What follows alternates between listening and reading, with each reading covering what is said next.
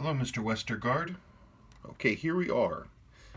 I found some interesting things, but as you can see, the watch is running, and it's clean, and it has a new crystal, and it's been rebuilt. Anyway, this is about 3/4 power.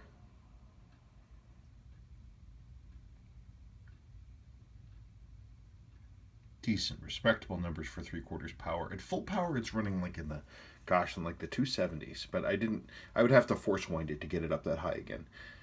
But I thought this was nice and representative of about the halfway mark. So that's decent.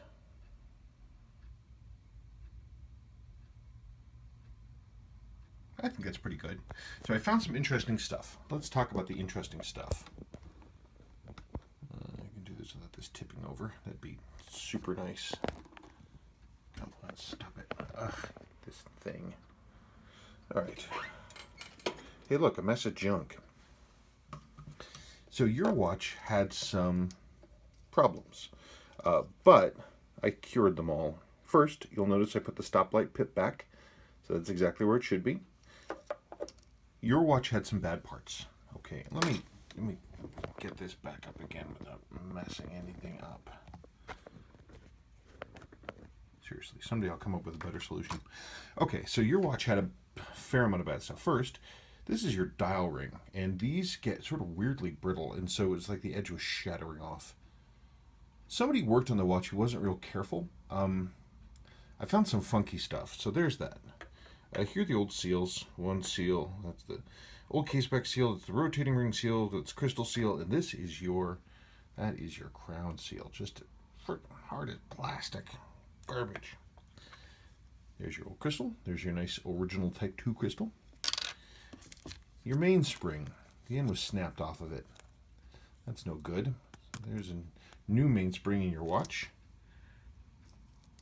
And your escape wheel was bad. There were a couple things. When I opened it up, where is it? Oh, it's still in there. When I opened it up, I was like, oh, well, there's a giant honking hair wrapped around and tied around this escape wheel. And I was like, well, that's no good. And I looked at it. It was like literally, it was tied in knots around the escape wheel. It was crazy. But then I looked at this escape wheel and the underside of the teeth, and all of the teeth were ground away at this crazy angle. I can't really explain it. It's damage I haven't seen before. It's nuts. So we had to replace the escape wheel and the mainspring. This part here, the dial ring, of course, was bad, and the seals. The rest of it was perfectly decent. The rest was perfectly decent. The case was clean. The movement was fine. I did have to install the jewel in the lower mainspring arbor port because your piece was pretty worn. But it's good now. It's all good now. So there it is. What a nice watch. What a nice watch. One thing you will find, this bezel moves a little bit.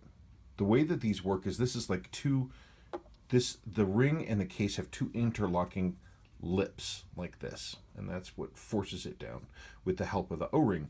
Yours is a little worn, so it's got a new O-ring in there, but it moves a little bit, and there isn't a thing I can do about it. That's just the way that it is. But it's not going to come off or anything else like that. It's safe from danger. It's fine. Anyway, but that's it. Everything works the way it ought to. Hacks like it ought to.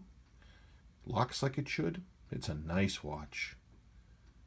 Anyway, so that's the answer to the mystery. Giant hair inside the movement, bad escape wheel, bad mainspring, and those are the things that were preventing it from working. So it's all better now. Okay, thank you.